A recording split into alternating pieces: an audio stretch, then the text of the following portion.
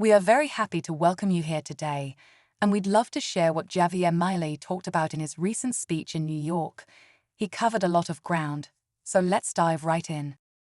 Javier Milei, speaking in New York, outlined the severe economic crisis Argentina faced when his administration began, including rampant inflation and enormous deficits. He emphasized the swift actions taken to stabilize the economy, such as halting money printing, achieving a balanced budget, and reducing public debt risks. Milei also underscored his commitment to libertarian values, aligning Argentina with the free world and pursuing comprehensive reforms to make it the freest nation globally. Good morning, everyone, and welcome to the New York Stock Exchange.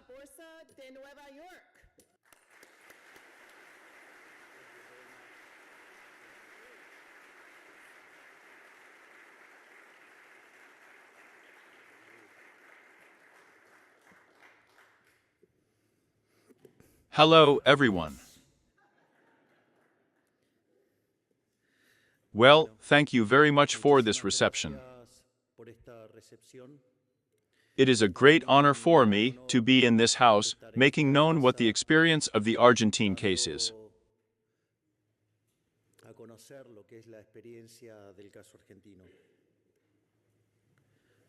When we arrived at the government, basically Argentina was on the verge of what would have been the worst crisis in its history.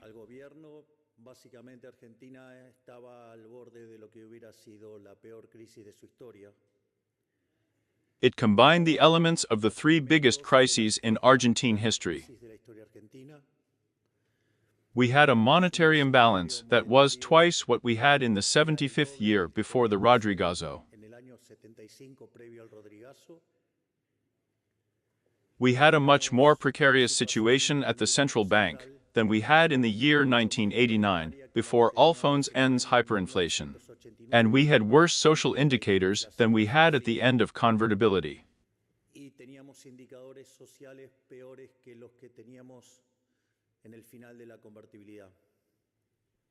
Therefore, everything was set for a real explosion to occur. At the same time, Argentina was showing twin deficits by the equivalent of 17 points of GDP. You know that the literature of early indicators of crisis for twin deficit points in terms of GDP is a yellow alert.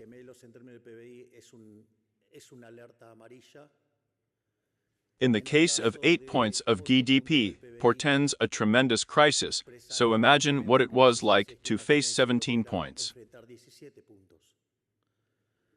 At the same time, of those 17 points, 15 were generated from the national public sector, where 5 corresponded to the fiscal deficit generated by the Treasury, and 10 points corresponded to the quasi-fiscal deficit, that is, the deficit generated by the central bank. This is also in a context where the central bank had negative net international reserves for about $12 billion. We had debts with importers for $50,000.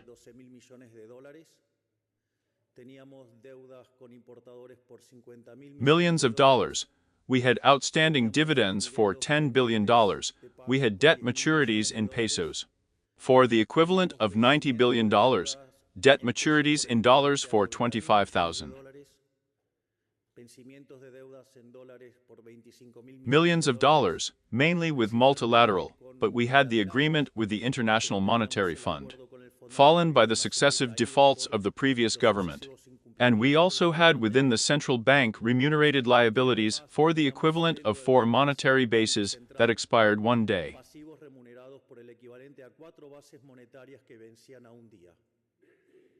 In short, everything was set for there to be a real catastrophe. However, we never complain about the heritage, we only describe it, because we also have to be honest. That under normal conditions of pressure and temperature, I would not be president.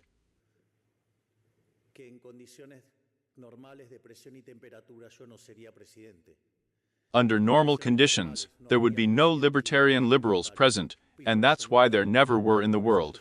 And that's why I am the first libertarian president in the history of mankind. In that sense, at the same time inflation was running, when one looked at the first week of December, at a rate of 1% a day. That's about 3,700.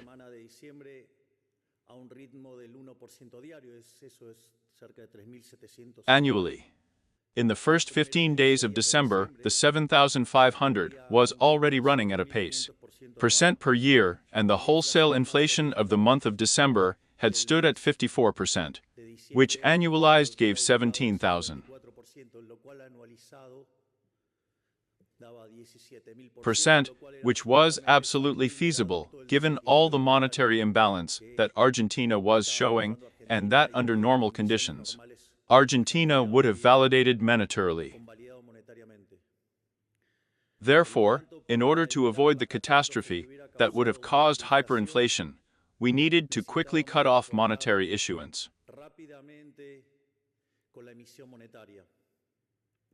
In that sense, the first thing we undertook on the Treasury side was a strong fiscal adjustment, and we set ourselves the goal of achieving a zero deficit. The goal of zero deficit in financial terms implies that the debt does not grow anymore. If the debt does not grow, the debt-product ratio is not growing, therefore the country becomes a solvent debtor, and therefore worthy of credit.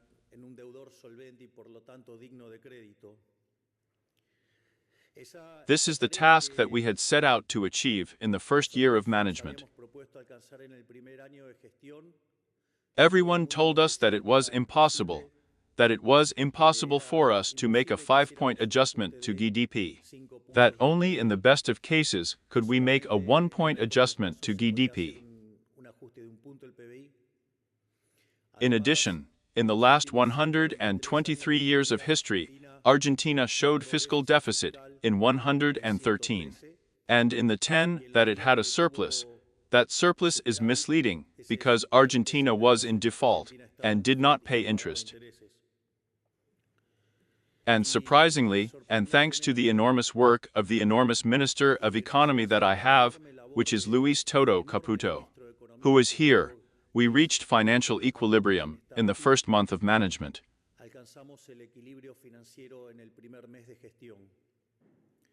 Today, we have already completed 8 months of financial superé.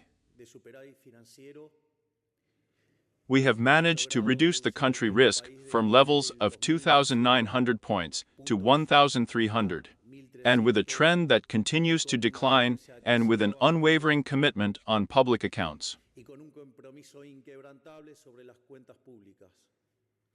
In fact, days ago I had to be forced to veto an irresponsible increase in pensions by Congress, where incredibly, while during the previous administration, pensions lost about 40% in real terms, and that during our government, they have gained more than 5% in real terms.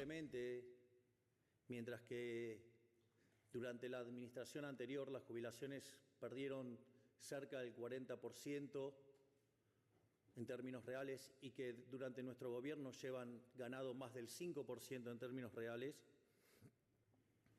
They threw out a law that implied an increase of at least 1.2 of the GDP in public spending.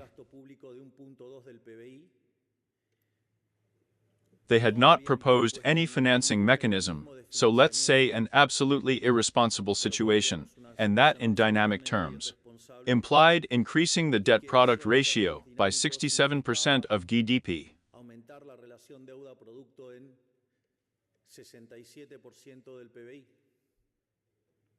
That is, it directly implied exterminating the future of young people with an absolutely unpayable debt.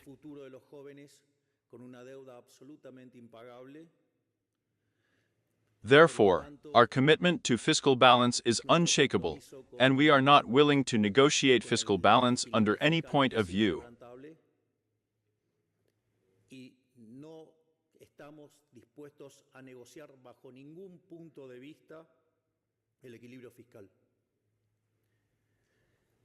This fiscal balance over the months allowed us not only to save the program with the International Monetary Fund, but at the same time, allowed us to build a peso curve, and in that context, we began the reorganization of the central bank since 2/3 of the deficit was generated from the central bank. And that implied endogenous creation of money that also fed inflation. ya que 2/3 del déficit se generaba desde el Banco Central y eso implicaba creación endógena de dinero que alimentaba además la inflación. We had already cut the Treasury issue channel, so now we had to start cutting the central bank issue channels. Ahora teníamos que empezar a cortar los canales de emisión del Banco Central. And that task that no one mentioned, that no one dared to point out how it was solved in a gigantic Cyclops-like task. Our president of the central bank, Santiago Bausili, managed to eliminate the quasi-fiscal deficit in 7 months, together with a huge task done by our finance secretary, Dr. Pablo Cuerno. And from now on, Argentina does not issue more either to finance the treasury or to finance the quasi-fiscal deficit. El doctor Pablo Cuerno, y a partir de ahora Argentina no emite más ni para financiar el fisco ni para financiar el déficit cuasi fiscal. Therefore, we were in a position to move towards not only now a situation of zero deficit, but we were in a position to move towards a situation of zero money oversupply. Sino que estábamos en condiciones de avanzar hacia una situación de exceso de oferta de dinero cero. This meant that we were in a position to issue only against dollar purchase. De emitir solamente contra compra de dólares. And in that context, basically what we considered was that this issue had as a counterpart demand for money, and that consequently, that was not going to lead to a loss of the purchasing power of the currency, and therefore, let's say, it was going to work well to lower inflation. De la moneda y por ende, digamos, iba a trabajar bien para bajar la inflación. However, as we progressed, we realized that strictly speaking, given the capital control that still persists, which although it is much lower than the one we had when we started, just so that they have an order of magnitude, when we arrived, only 15% of imports were paid, and today 95% of imports are paid. Solamente se pagaba el 15% de las importaciones y hoy se paga el 95% de las importaciones. And in that sense, we still have stock problems to solve, and that has consequences on the design of monetary policy. That I will explain in a while.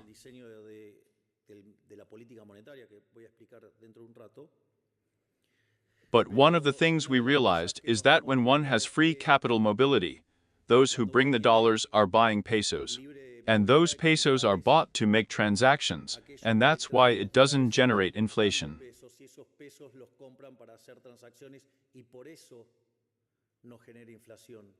However, when you have capital control, that operation is not so much to buy pesos, but to sell dollars because you are obliged. And that those pesos that you are issuing now do not necessarily have demand for money. And therefore the remainder is what is generating inflation.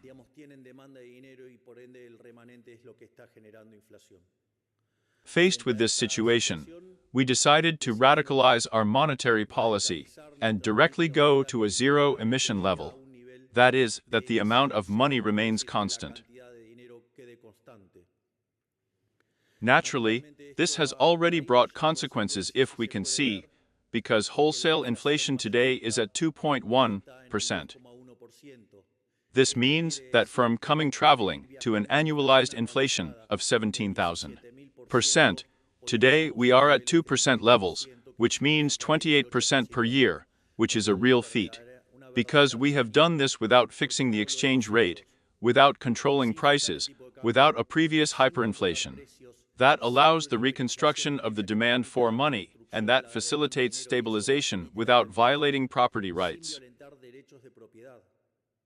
And in the middle, also recomposing relative prices of prices that had been stepped on by the previous administration.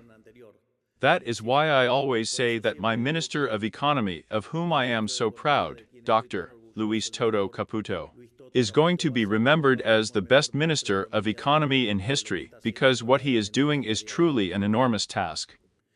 Having said that, in the face of this new monetary policy scheme, it was questioned that there was now market intervention, and the issue of the accumulation of reserves was questioned.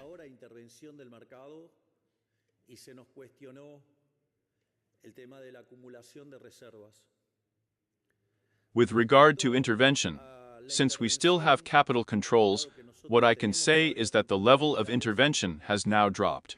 Because in a world without intervention, what would the world look like without intervention? The exchange rate would be free, the variation of the amount of money would be zero, and the variation of reserves would be zero. In this context, the parallel exchange rate is free in Argentina. Not only that, but also before, because we forced exporters to liquidate their dollars, every $3 we bought. We were intervening for 3.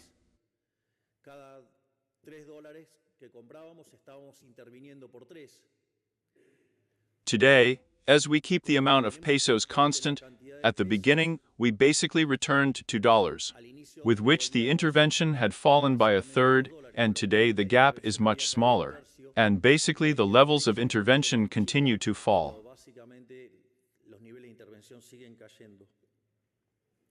Therefore, far from there being more intervention, there is less intervention.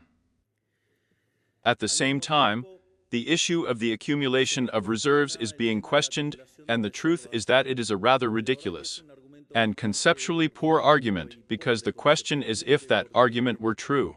It means that then all countries that have a free exchange rate would default, which is a huge nonsense. Que tienen tipo de cambio libre entrarían en default, lo cual es una tontería enorme. Basically, our argument is that the dollars to pay for debt services have to be bought with a fiscal surplus. They have to be bought with fiscal discipline, with fiscal savings, and not with monetary issuance. Con disciplina fiscal, con ahorro fiscal, y no con emisión monetaria. Because when you buy it with monetary issuance, in reality, what you are doing is defrauding citizens, because on the one hand you buy dollars. You inject pesos, yes, but those dollars that the central bank has bought with peso issuance. Then the government places credits on the central bank. In fact, the maximum creditor of the national state is the central bank. Con emisión de pesos, después el gobierno coloca bonos sobre el Banco Central. De hecho, el máximo acreedor del Estado Nacional es el Banco Central. In the last administration, the Treasury robbed the central bank, and therefore the Argentines, of $45 billion. And therefore, we are not going to enable that scam. The moment is over in which the Argentine state swindles mainly the good Argentines and their creditors. Therefore, the dollars are going to be bought with fiscal surplus and not with hidden inflationary tax. Having said that, we have not only worked on stabilizing the macro. Another of the great demands that my job description as president had was not only to tame inflation, which is on the way, but also we had as an agenda to reduce insecurity. Era no solo domar la inflación, lo cual está en camino, sino que además teníamos como agenda reducir la inseguridad. Argentina seemed like a no man's land. It seemed that it was impossible to control the marches, the pickets, and all those illegal activities that obstructed the possibility of good Argentines working quietly.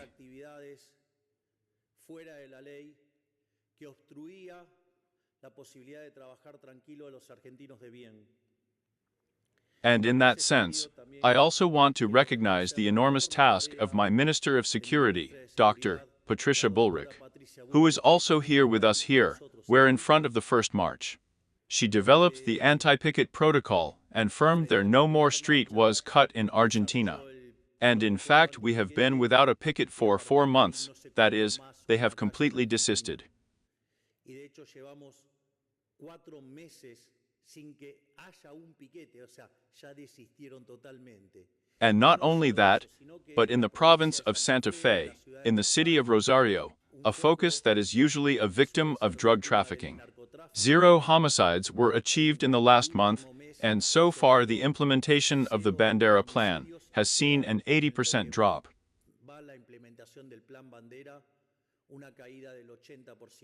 Therefore, we are also fulfilling that part that the job description required to end insecurity. Not only that, but since the campaign itself, we have had a clear international position.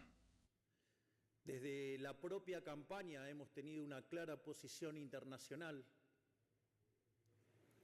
Moreover, we always said that we were going to be allied with the free world, that we were going to be against the autocrats. As a member of parliament, I had already expressed myself in favor of Ukraine in the face of the Russian invasion, and besides, my alignment with the United States was so clear regardless of who is going to be the one who governs the United States, because it is a strategic decision to be an ally of the United States as a representative of the free world.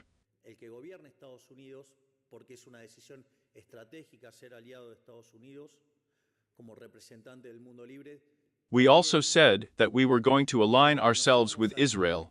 We also pointed out that we were going to align ourselves with the free world, and that we were going to reject Agenda 2030 outright, and everything that has to do with the Woko Catechism. In that sense, yesterday, my great Chancellor, Dr. Diana Mondino, who is here, gave a real lecture on why the United Nations should not move away from its original objective of maintaining peace, and should stop embracing the entire socialist agenda that only leads to impoverishment.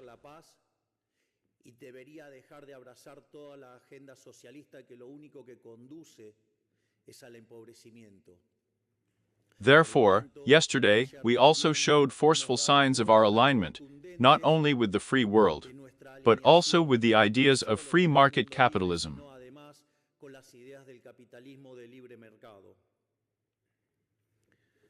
Of course, social policy is also being questioned. It says that we have no heart.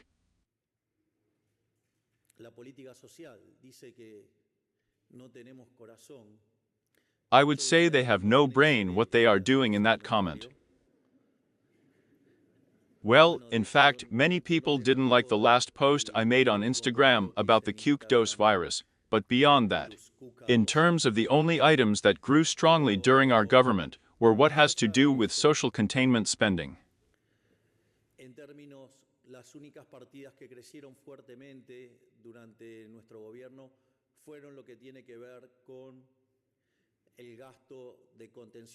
We knew that making the largest fiscal adjustment in the history of mankind implied putting the social situation at risk.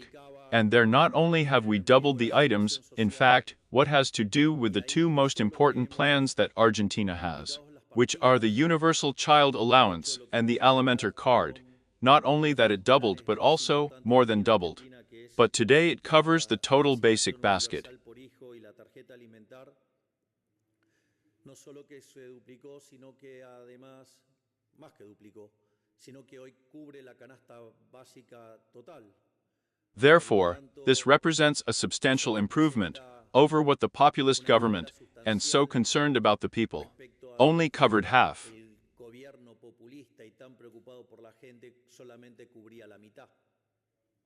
But not only that, but also in the middle we ended up with the intermediaries, with the managers of poverty, that is, with those who kept part of the money that went to the most vulnerable sectors.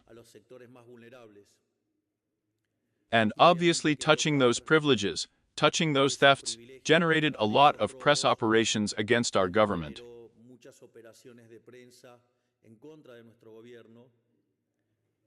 Press operations that are also overstimulated by the simple fact that we cut the advertising pattern for them.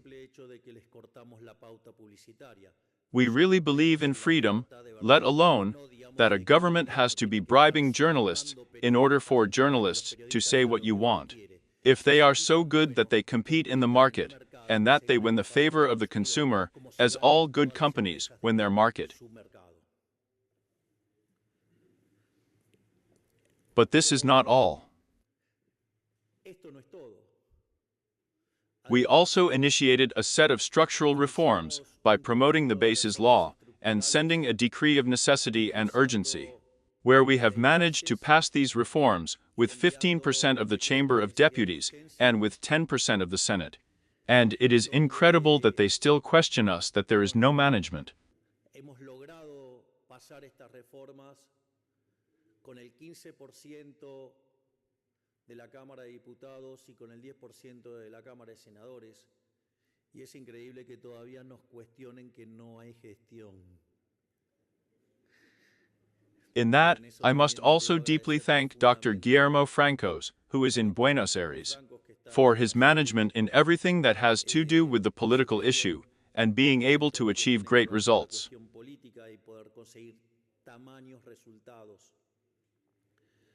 Why are these reforms important?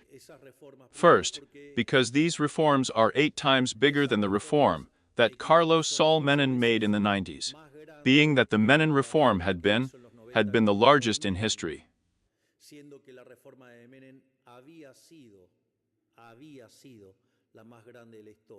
Today, the biggest structural reform in history is the one we are carrying out, and we did it in only 6 months. This is going to imply that Argentina climbs about 80 positions in terms of economic freedom. In terms of the functioning of the system, we will begin to be similar to countries like Germany, Italy, France.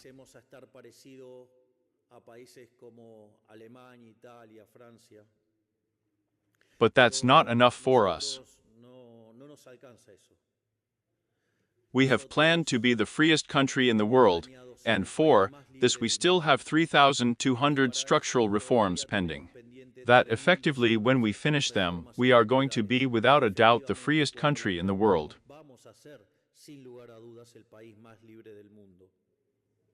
In that, I also want to highlight the enormous work that is being carried out by another of the great ministers that I have, which is the case of Dr. Federico Sturzenegger, where day by day we are deregulating and removing obstacles to the economy. Therefore, have no doubt that we are all going to give it to be the freest country in the world, because also those countries that are freest are 12 times richer than the repressed ones, have twice the growth rate, have 25 times less poor in the standard format, and 50 times less in the extreme format.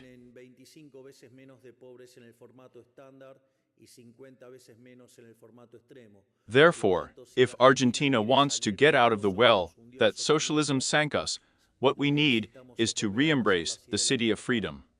Something we've already done. Argentina embraced the city of freedom in the year 1860. That was when the Alberti Constitution of 1853 was launched, and from being a barbarian country in 35 years, we became the first world power. So, with a more integrated, better communicated world, and with many more technological possibilities to accelerate convergence, why aren't we going to do it now? The only thing we need is courage, and believe me, if there's anything I have left over, it's courage to do it.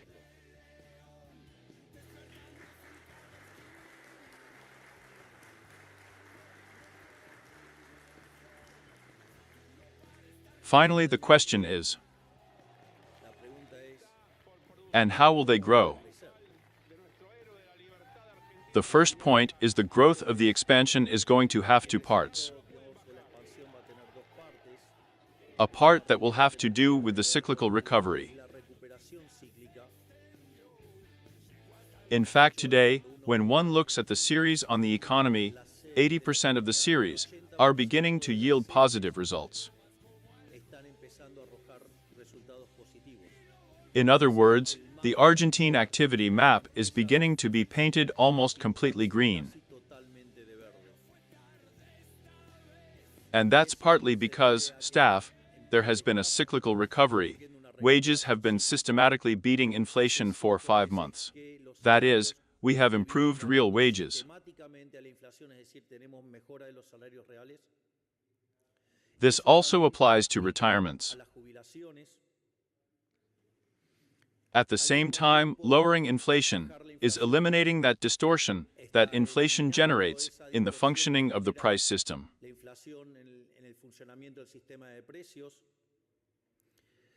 In fact, I also want to mention something because the Argentine experience also shows something interesting in terms of stabilization. And that is that the healthy way to correct inflation is not by raising the interest rate, but by stopping printing money.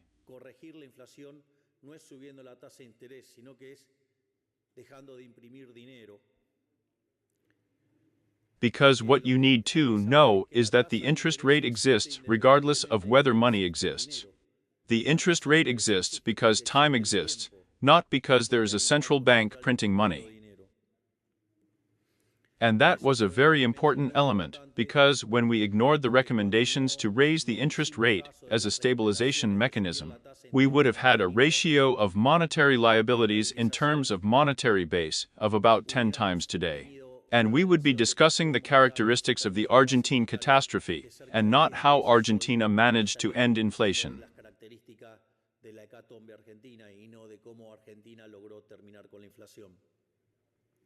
But sometimes it is necessary to go back to the roots. We have to reread the authors of the 19th and early 20th century. Before the appearance of the aberration of 1936, called the general theory of interest, and the general theory of occupation, interest and money of that sinister being who was John Maynard Keynes. That being said,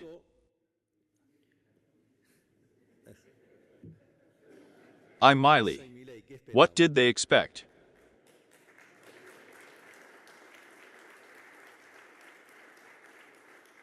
That said, we also have an element that plays in our favor, which is the recomposition of stocks.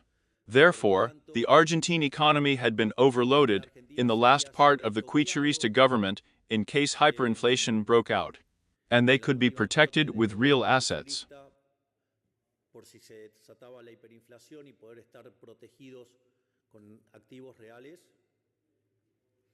And those stocks were exhausted in the first part of the year, and therefore today.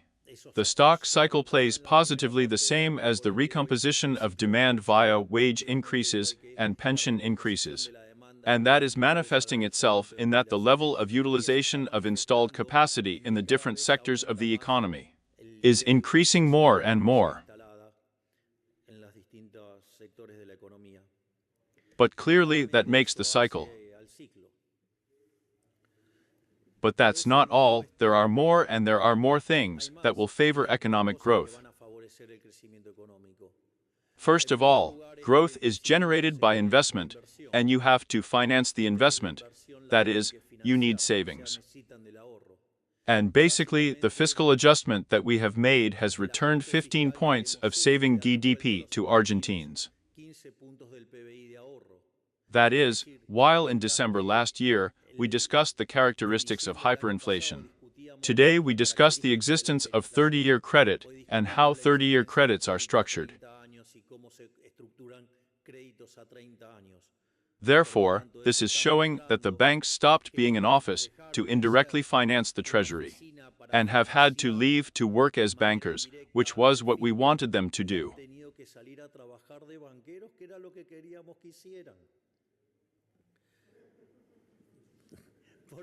On the other hand, that is going to be a big element for economic growth.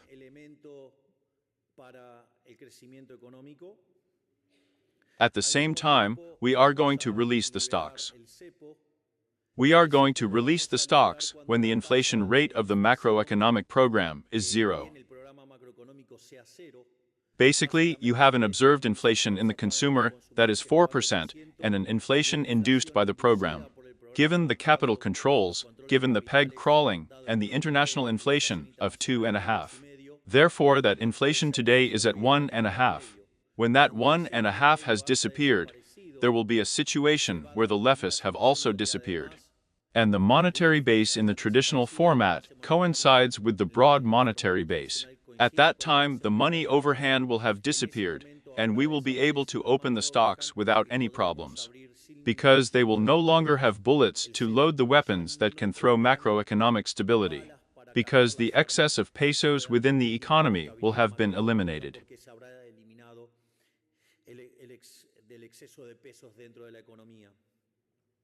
At the same time, our fiscal discipline is going to imply that country risk is going to inexorably fall. In fact, when we were discussing the impacts of what Congress is doing, we noticed that every time the country risk goes up by 100 basis points, GDP in dollars falls by 1.8.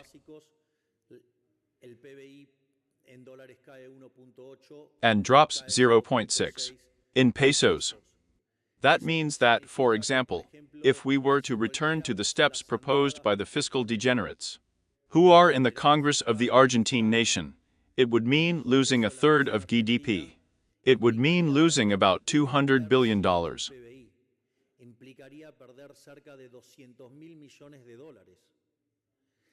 I'm not going to allow them. I'm going to veto all of them, all the excesses they want to commit when they want to attack the fiscal result.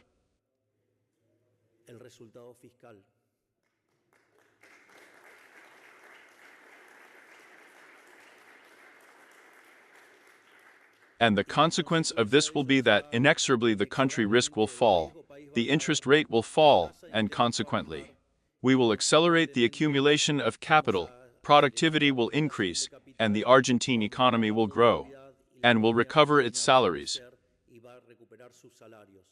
And one last note about the stocks: unlike all the other experiences that came out with the going, say, the official exchange rate to the parallel, we are showing that it can be done from the parallel to the official.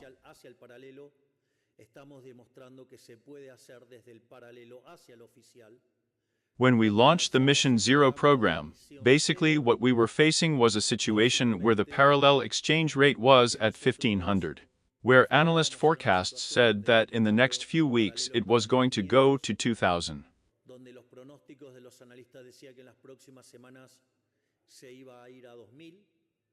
Today, the parallel exchange rate is at 1,200 and in some measurements at 1,190, while the official exchange rate, corrected by the country tax, is around 1,100.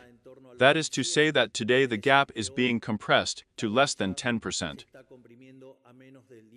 Therefore, when we said that the gap is going to be closed from the top down, we are fulfilling it, and the day we finish lifting the stocks, the excess demand for currencies will close, and therefore the excess supply in the bond market will close.